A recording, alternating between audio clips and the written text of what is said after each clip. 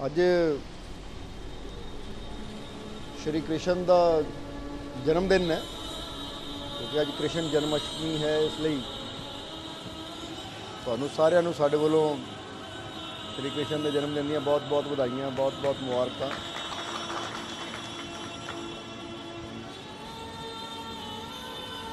अगर श्री कृष्ण के जीवन की गल करनी होवे या उन्होंने जन्म की चर्चा करिए, ਅਸੀਂ सोच रहे हैं, विचार कर रहे कि कुछ शख्सियत ऐसिया हुई है कि जिन्हों के जीवन की अगर चर्चा करनी हो तो बहुत खुला टाइम चाहिए, क्योंकि छोटे समय के अंदर जिदा समझ लो कि शॉर्ट समा हो, थोड़ा समा हो, तो उन्होंने जीवन की चर्चा करनी बड़ी मुश्किल हो जाती है। इत्थे असीं इन्ना ही कहना चाहांगे कि एक जे अज के दिन नूं देखिया जाए तो अज कृष्ण जन्माष्टमी सारे कहते कि श्री कृष्ण का जन्म, पर असीं कहांगे कि अज की जो श्री कृष्ण के जन्मदिन की एक घड़ी है ना, अगर इनू समझिया जाए तो पूरे मानवता के जन्मदिन की एक घड़ी है, क्योंकि श्री कृष्ण के जीवन के नाल जन्म के नाल पूरी मानवता की समझ लो कि जीवन गाथा जुड़ी हुई है। पूरी मानवता, चाहे वो किसी भी कंट्री दे विच, किसी भी देश दे विच, यानी कि दुनिया चो किते भी कोई इंसान जन्म ले रहा है ना, तो समझ लो कि श्री कृष्ण के जीवन को अगर समझ लिया जाए तो फिर पूरे वर्ल्ड में किते भी इंसान बैठा है, अगर वो सिर्फ श्री कृष्ण के जीवन को समझ लवे तो अपनी हर मुश्किल को दूर कर सकता है, अपनी हर मुश्किल का हल कर सकता है। क्योंकि जिदा दसिया कि सिर्फ श्री कृष्ण जन्माष्टमी नहीं है, अगर ये कहा जाए तो मानव जन्माष्टमी है, यानी हर इंसान की एक जीवन गाथा, क्योंकि इत्थों शुरुआत होंदी है। जिदा कहिए ना श्री कृष्ण की जीवन की शुरुआत कित्थों होंदी है, तो बंदा कहता उन्होंने जन्म तो शुरुआत होंदी, क्योंकि हर चीज़ की शुरुआत जन्म तो ही होंदी है। जो तुहानू पूछा जाए तो तुहाडे जीवन की शुरुआत कदों हुई, तो तुसीं अपनी डेट दसनी है कि इन्नी तरीक नूं इस सन नूं इस महीने की इन्नी तरीक नूं आ साल सी मेरे जीवन की शुरुआत हुई। अं तो देखते हो ना, किसी की डैथ होंदी है तो उसकी तस्वीर थले लिखा होंदा इन्ने सौ इन्ने और इन्ने तो इन्ने तक। जिदा फर्ज करो किसी का जन्म 1947 में होया और वो मरिया 2000 नूं, उदाहरण दे रहे हैं, तो उत्थे लिखा होएगा इन्ने अप्रैल या इन्ने अगस्त 1947 और इन्नी मई 2000, क्योंकि उत्थों शुरुआत हुई तो इत्थे जीवन का अंत हो गया। इसी तरह श्री कृष्ण के जीवन की जो शुरुआत होंदी है उन्होंने जन्म तो होंदी है। और जिस तरह असीं दसिया कि जन्म अगर श्री कृष्ण के जीवन को समझ लिया जाए तो असीं पूरी मानवता को समझ सकते हैं, या पूरी मानवता की जिंदगी जो है ना, जिन्हां हालातों दे विच इंसान जी रहा है, अगर वो श्री कृष्ण के जीवन को समझ लवे तो उन्हें अपने जीवन का पता लग जाए, और अपनी जिंदगी का पता लग जाए। क्योंकि एक बार फिर कहना चाहांगे कि ये सिर्फ श्री कृष्ण जन्माष्टमी नहीं है, मानव जन्माष्टमी है। हर इंसान के जन्म की गाथा ये चीज़ नाल जुड़ी हुई है। इसलिए असीं चाहांगे कि इहदे ते एक सत्संग किया जाए और विस्तार नाल ये चीज़ बारे दसिया जाए कि किस तरह असीं क्यों कह रहे हैं कि ये सिर्फ श्री कृष्ण का जन्म नहीं है। अज जो उन्होंने जीवन की शुरुआत हुई तो समझ लो कि वो मानवता की शुरुआत सी। जिदा कहते हैं कि एक चीज़ को जिन्हें समझ लिया, इनू इदा समझ लो कि पूरा सागर है, पूरा समुंदर है। पूरे समुंदर दे विच अगर देखा जाए तो अरबा खरब करोड़ा ही बूंदा आ पानी दियाँ, क्योंकि बूंद बूंद नाल ही सागर बनता है। पर हुण अगर किसी ने सागर का स्वाद चखना होवे तो एक बूंद ही वो अपनी जीभ ते रख के पूरे सागर का स्वाद दस दिंदा है कि समुंदर का स्वाद की है। ਹੁਣ ਜਿਹਨੇ ਉਹ ਇੱਕ ਬੂੰਦ ਚੱਖ ਲਈ ਉਹਨੂੰ ਪੂਰੇ ਸਾਗਰ ਦਾ ਪਤਾ ਲੱਗ ਗਿਆ ਕਿ ਇਹਦਾ ਟੇਸਟ ਕੀ ਹੈ।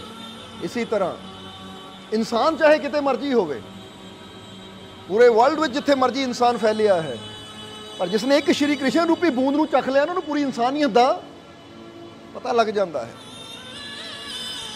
ਇਹ ਉਸੇ ਤਰ੍ਹਾਂ ਜਿਸ ਤਰ੍ਹਾਂ ਇਨਸਾਨ ਦੀ ਸ਼ੂਗਰ ਚੈੱਕ ਕਰਨੀ ਹੋਵੇ ਤਾਂ ਡਾਕਟਰ ਇੱਥੇ ਪਿੰਨ ਮਾਰ ਦੇ ਇੱਕ, ਔਰ ਇੱਕ ਬੂੰਦ ਖੂਨ ਦੀ ਨਿਕਲਦੀ ਹੈ, ਔਰ ਉਹ ਜਦੋਂ ਅਸੀਂ ਮਸ਼ੀਨ 'ਚ ਪਾਉਂਦੇ ਆ ਨਾ, ਇੱਕ ਬੂੰਦ ਹੀ ਪਾਉਂਦੇ ਆ, ਤਾਂ ਉਹ ਮਸ਼ੀਨ ਦੱਸ ਦਿੰਦੀ ਹੈ।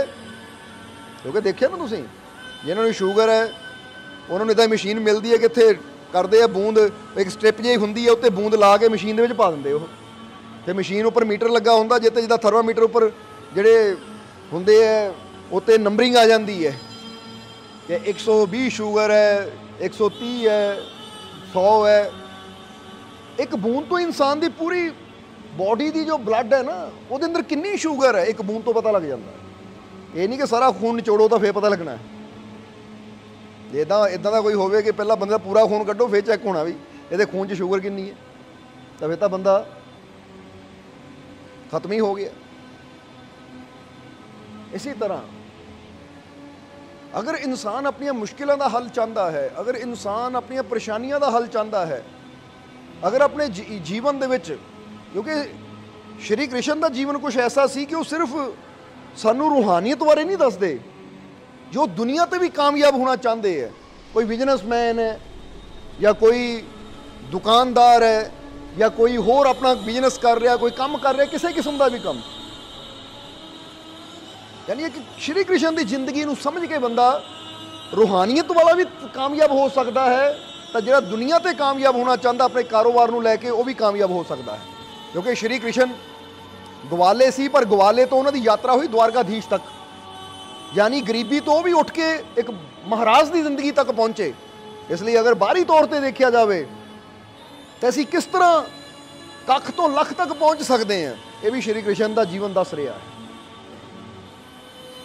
ਔਰ ਦੂਸਰੀ ਤਰਫ ਜਿਨ੍ਹਾਂ ਨੇ ਰੂਹਾਨੀਅਤ ਦੀ ਮੰਜ਼ਿਲ ਨੂੰ ਪਾਣਾ ਹੈ, ਇੱਕ ਇਨਸਾਨ ਤੋਂ ਭਗਵਾਨ ਦੀ ਯਾਤਰਾ ਤੈਅ ਕਰਨੀ ਹੈ, ਤਾਂ ਉਹ ਵੀ ਮਾਰਗ ਸ਼੍ਰੀ ਕ੍ਰਿਸ਼ਨ ਦੱਸ ਰਹੇ ਹੈ।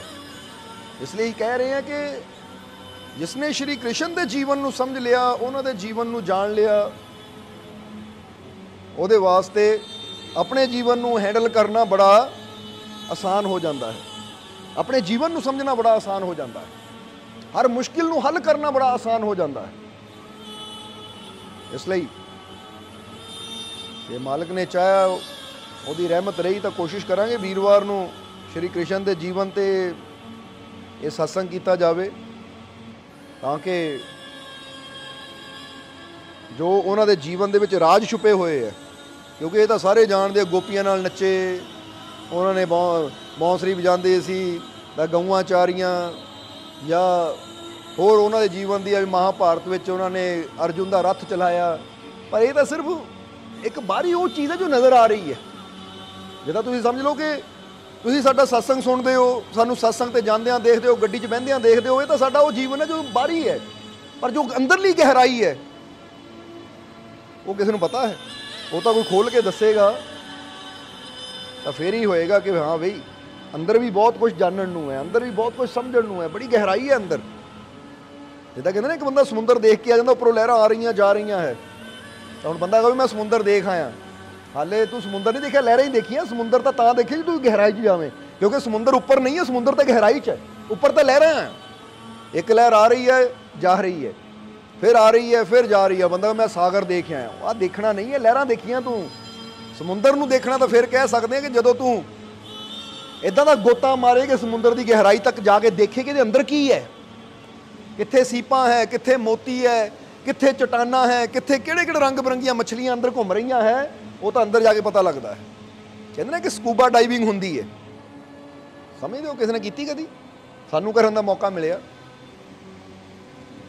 ਉਹਦੇ ਵਿੱਚ ਕੀ ਕਰਦੇ ਆ ਕਿ ਸਾਨੂੰ ਤੈਰਾਕਾਂ ਵਾਲੀ ਪੋਸ਼ਾਕ ਪਵਾ ਦਿੰਦੇ ਹੈ ਔਰ ਹੈਲਮਟ ਲਾ ਦਿੰਦੇ ਆਕਸੀਜਨ ਵਾਲਾ, ਔਰ ਪਾਣੀ ਦੀ ਗਹਿਰਾਈ 'ਚ ਲੈ ਜਾਂਦੇ ਸਾਨੂੰ, ਮਾਸਕ ਮੁਸਕ ਲਾ ਕੇ ਪਾਣੀ ਦੀ ਗਹਿਰਾਈ 'ਚ ਲੈ ਜਾਂਦੇ ਆ। ਨਾਲ ਉਹਨਾਂ ਦੇ ਦੋ ਕੁ ਬੰਦੇ ਵੀ ਹੁੰਦੇ ਆ ਜਿਹੜੇ ਸਾਡਾ ਹੱਥ ਫੜਦੇ ਆ। ਬੇਸ਼ੱਕ ਬੰਦੇ ਨੂੰ ਤੈਰਨਾ ਵੀ ਆਉਂਦਾ ਹੈ, ਪਰ ਫਿਰ ਵੀ ਉਹ ਨਾਲ ਉਹ ਹੈਲਪ ਕਰਦੇ ਬੰਦੇ ਦੀ, ਤਾਂ ਕਿ ਬੰਦਾ ਗਹਿਰਾਈ ਤੱਕ ਜਾ ਸਕੇ, ਤਾਂ ਕਿਤੇ ਇੱਧਰ ਉੱਧਰ ਰਸਤਾ ਨਾ ਭਟਕ ਜਾਵੇ, ਕਿਉਂਕਿ ਉਹਨਾਂ ਨੂੰ ਪਤਾ ਹੁੰਦਾ ਸਾਡੀ ਇਹ ਬੋਟ ਕਿੱਥੇ ਖੜੀ ਹੈ, ਅਸੀਂ ਇੱਥੋਂ ਛਾਲ ਮਾਰਨੀ ਤਾਂ ਇੱਥੇ ਜਾਣੀ, ਤਾਂ ਬੰਦਾ ਤਾਂ ਗਹਿਰਾਈ 'ਚ ਜਾ ਕੇ ਉਹਨੂੰ ਪਤਾ ਹੀ ਨਹੀਂ ਲੱਗਦਾ, ਉਹ ਐਨੂੰ ਨਿਕਲ ਜਾਵੇ, ਇਕੱਲਾ ਬੰਦਾ ਹੋਵੇ ਤਾਂ ਫਿਰ ਵਾਪਸ ਉਹ ਲੱਭਦਾ ਰਹੇ ਕਸ਼ਤੀ ਕਿੱਥੇ, ਮੇਰੀ ਬੇੜੀ ਕਿੱਥੇ ਜਿਹਦੇ 'ਚ ਮੈਂ ਆਇਆ ਸੀ, ਸ਼ਿਪ ਕਿੱਥੇ ਹੈ। ਇਸ ਲਈ ਉਹ ਨਾਲ ਜਾਂਦੇ, ਫਿਰ ਅੰਦਰੋਂ ਸਾਰਾ ਅੰਦਰ ਗਹਿਰਾਈ 'ਚ ਚਟਾਨਾਂ ਹੁੰਦੀਆਂ ਹੈ, ਅੰਦਰ ਗਹਿਰਾਈ 'ਚ ਇੱਦਾਂ ਹੁੰਦੀਆਂ ਪੱਥਰ ਦੀਆਂ ਗੁਫਾਵਾਂ ਜਿਹੀਆਂ ਬਣੀਆਂ ਹੁੰਦੀਆਂ ਹੈ, ਫਿਰ ਅੰਦਰ ਕਈ ਰੰਗ ਬਰੰਗੀਆਂ ਮੱਛੀਆਂ ਹੁੰਦੀਆਂ ਹੈ, ਔਰ ਇੱਕ ਜਗ੍ਹਾ 'ਤੇ ਇੱਦਾਂ ਲੈ ਕੇ ਜਾਂਦੇ, ਮੱਛੀਆਂ ਇੰਨੀਆਂ ਹੁੰਦੀਆਂ ਤੁਹਾਨੂੰ ਟੱਚ ਕਰਨ ਨੂੰ ਕਹਿੰਦੇ ਹੱਥ ਲਾਓ ਇਹਨਾਂ ਨੂੰ ਤੁਸੀਂ, ਬੜੇ ਫਿਰ ਬੰਦਾ ਪਤਾ ਲੱਗਦਾ ਕਿ ਸਮੁੰਦਰ ਤਾਂ ਆਹ ਹੈ, ਆ ਬਾਹਰ ਜੋ ਅਸੀਂ ਦੇਖਦੇ ਹਾਂ ਉਹ ਤਾਂ ਇਹਦੇ ਸਾਹਮਣੇ, ਜਿੱਦਾਂ ਬੰਦਾ ਕਹਿ ਲੈਂਦਾ ਨਾ ਕਿ ਇੱਕ ਬੰਦਾ ਥੀਏਟਰ 'ਚ ਗਿਆ, ਉਹ ਬਾਹਰੋਂ ਥੀਏਟਰ ਦੀ ਪੋਸਟਰ ਦੇਖ ਕੇ ਆ ਗਿਆ, ਪਰ ਅੰਦਰ ਫਿਲਮ ਤਾਂ ਹਾਲੇ ਦੇਖੀ ਨਹੀਂ ਉਹਨੇ, ਔਰ ਇੱਕ ਹੁੰਦਾ ਉਹ ਅੰਦਰ ਜਾ ਕੇ ਟਿਕਟ ਲੈ ਕੇ 3 ਘੰਟੇ ਪੂਰੀ ਫਿਲਮ ਦੇਖ ਕੇ ਫਿਰ ਬਾਹਰ ਆਉਂਦਾ, ਕਹਿੰਦਾ ਹਾਂ ਇਹ ਮਜ਼ਾ ਆਇਆ। ਇੱਕ ਹੁੰਦਾ ਬਾਹਰੋਂ ਥੀਏਟਰ ਨੂੰ ਦੇਖ ਲਿਆ, ਪੋਸਟਰ ਲੱਗਾ ਦੇਖ ਲਿਆ ਕਿ ਵੀ ਆਹ ਫਿਲਮ ਅੰਦਰ ਚੱਲ ਰਹੀ ਹੈ, ਪਰ ਅੰਦਰ ਜਾ ਕੇ ਦੇਖਿਆ ਨਹੀਂ ਕਿ ਫਿਲਮ ਦੀ ਸਟੋਰੀ ਕੀ ਹੈ। ਇਹਦੇ ਬੰਦਾ ਵੀ ਬਾਹਰ ਜਾਂਦਾ ਹੈ, ਲਹਿਰਾ ਲੂਰਾ ਦੇਖ ਕੇ, ਰੇਤ ਦੇਖ ਕੇ, ਉੱਥੇ ਹੀ ਬੈਠ ਕੇ ਉਹ ਖੇਡ ਖੁੜ ਕੇ ਆ ਜਾਂਦਾ ਹੈ, ਪਰ ਜਿਹੜਾ ਗਹਿਰਾਈ ਚਲਾ ਜਾਂਦਾ ਹੈ, ਫਿਰ ਸਾਨੂੰ ਪਣਡੁੱਬੀ 'ਚ ਵੀ ਜਾਣ ਦਾ ਮੌਕਾ ਮਿਲਿਆ। ਅਸੀਂ ਮੌਰੀਸ਼ੀਅਸ ਗਏ ਸੀ, ਤਾਂ ਉੱਥੇ ਇੱਕ ਪਣਡੁੱਬੀ ਹੁੰਦੀ ਹੈ, ਜਿਹਦੇ 'ਚ ਪਹਿਲਾਂ ਸਾਨੂੰ ਸ਼ਿਪ 'ਚ ਲੈ ਕੇ ਜਾਂਦੇ ਹੈ, ਫਿਰ ਇੱਕ ਪਣਡੁੱਬੀ ਹੁੰਦੀ ਹੈ ਉੱਪਰੋਂ, ਯਾਨੀ ਇੰਨੀ ਕੁ ਜਗ੍ਹਾ ਹੁੰਦੀ ਹੈ ਜੇ ਬੰਦਿਆਂ ਨੂੰ ਇਕੱਲੇ ਇਕੱਲੇ ਕਰਕੇ ਥੱਲੇ ਉਤਾਰਦੇ ਆ, ਫਿਰ ਜੇ ਸੀਟਾਂ ਬਣੀਆਂ ਹੁੰਦੀਆਂ, ਕੁਝ ਗਰੁੱਪ ਹੁੰਦੇ ਕਿ ਇੰਨੇ ਕੁ ਬੰਦੇ 'ਤੇ ਬੈਠ ਸਕਦੇ ਆ, ਫਿਰ ਉਹ ਉੱਪਰੋਂ ਬੰਦ ਕਰਕੇ ਪਾਣੀ ਦੀ ਗਹਿਰਾਈ ਤੱਕ ਲੈ ਕੇ ਜਾਂਦੇ ਆ, ਫਿਰ ਉਹਨੂੰ ਚਲਾਉਂਦੇ ਆ। ਉਹ ਵੀ ਡਰਾਈਵ ਤਕਰੀਬਨ ਘੰਟੇ ਦੀ ਹੁੰਦੀ ਹੈ, ਜਿੱਥੇ ਸਾਰਾ ਸਮੁੰਦਰ ਸਾਨੂੰ ਪਣਡੁੱਬੀ ਦੇ ਵਿੱਚ ਘੁਮਾਉਂਦੇ ਆ।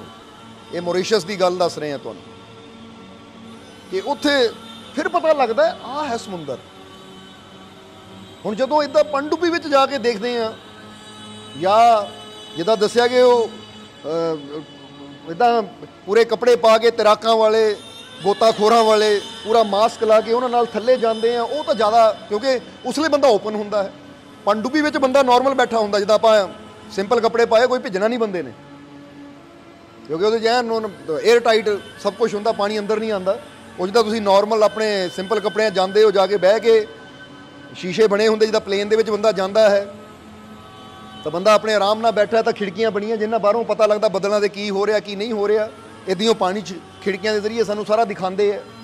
ਪਰ ਜਿਹੜੀ ਉਹ ਡਾਈਵਿੰਗ ਹੈ ਨਾ, ਉਹਦਾ ਮਜ਼ਾ ਜ਼ਿਆਦਾ ਆਉਂਦਾ ਹੈ, ਕਿਉਂਕਿ ਉੱਥੇ ਫੀਲ ਹੁੰਦਾ ਸਾਨੂੰ, ਪੂਰਾ ਸਮੁੰਦਰ ਵਿੱਚ ਤੈਰਦੇ ਹਾਂ, ਹੱਥ ਪੈਰ ਮਾਰਦੇ ਹਾਂ, ਪੂਰਾ ਫੀਲਿੰਗ ਆਉਂਦੀ ਹੈ।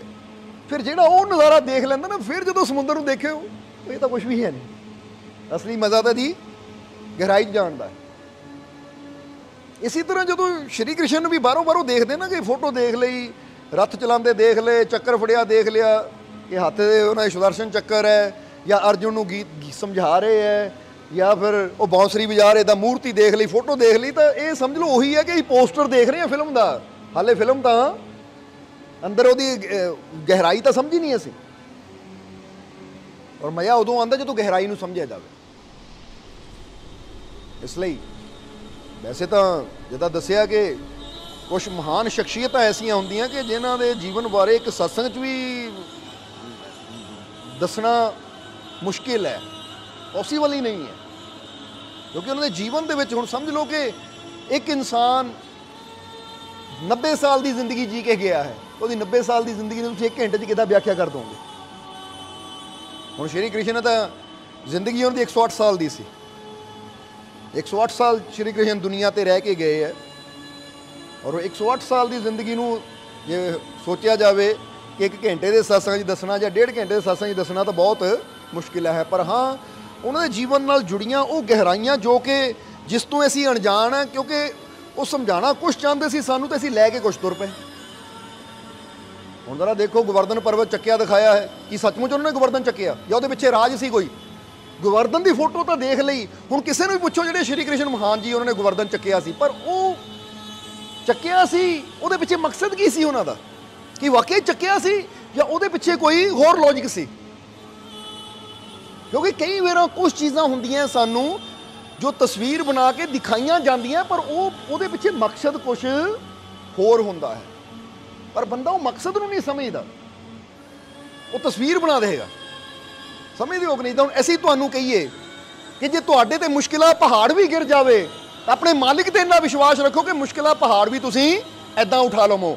ਹੁਣ ਅਸੀਂ ਕਹਿ ਦਈਏ ਇੱਦਾਂ ਉਠਾ ਲਵੋ, ਤਾਂ ਕੱਲ ਨੂੰ ਕੋਈ ਸਾਡੀ ਤਸਵੀਰ ਹੀ ਇੱਦਾਂ ਉਠਾ ਲਵੋ ਤੇ ਪਹਾੜ ਰੱਖ ਦੇਵੇ ਨਾ, ਔਰ ਬਣਾ ਦੇਵੇ, ਕਹਿਣਾ ਲੈ ਵੀ ਮਾਲਕਾਂ ਨੇ ਹੁਣ 1000 ਸਾਲ ਬਾਅਦ 1500 ਸਾਲ ਬਾਅਦ ਜੇ ਕੋਈ ਸਾਨੂੰ ਮੰਨਣ ਵਾਲਾ ਹੋਵੇਗਾ ਨਾ, ਸਾਡੇ ਮਾਲਕ ਨਾਲ ਇਦਾਂ ਦੇਖੋ ਪਹਾੜ ਚੱਕਿਆ ਸੀ, ਫੋਟੋ ਬਣੀ ਸੀ, ਪਰ ਅਸੀਂ ਸਮਝਾ ਕੀ ਰਹੇ ਹਾਂ, ਉਹ ਨਹੀਂ ਸਮਝਣਾ।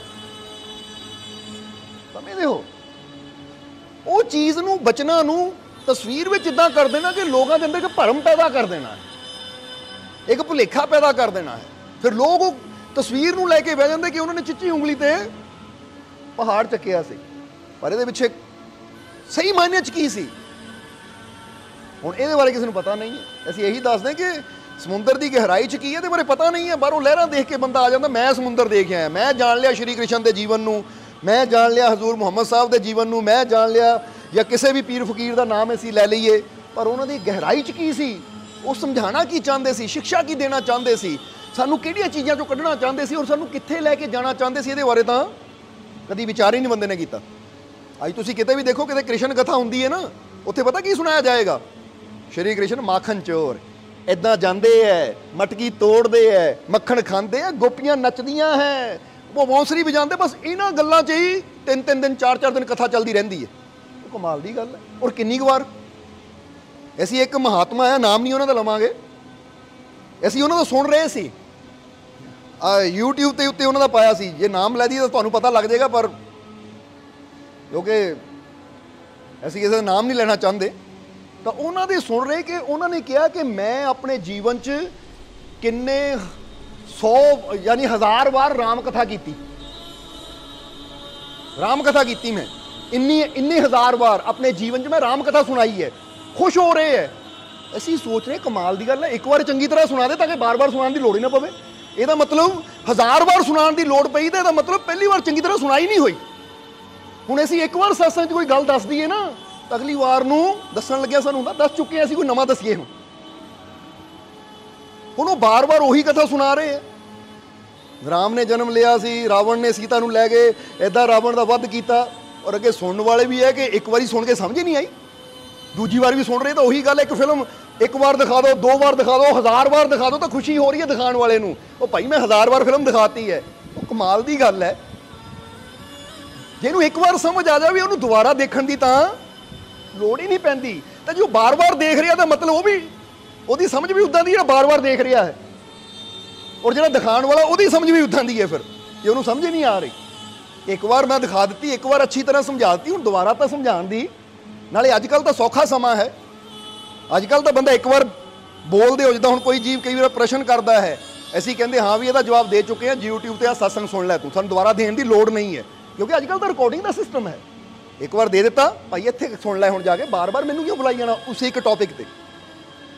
ਪਰ ਨਹੀਂ, ਸੁਣਨ ਵਾਲੇ ਸੁਣੀ ਜਾ ਰਹੇ ਹੈ, ਕਰਨ ਵਾਲੇ ਕਰੀ ਜਾ ਰਹੇ ਹੈ, ਔਰ ਲੋਕ ਇੱਦਾਂ ਆ ਕਿ ਸੁੱਤੇ ਹੋਏ ਤਾੜੀਆਂ ਵਜਾ ਰਹੇ, ਕਿਸੇ ਨੂੰ ਪਤਾ ਵੀ ਨਹੀਂ ਚੱਲ ਕੀ ਰਿਹਾ ਹੈ।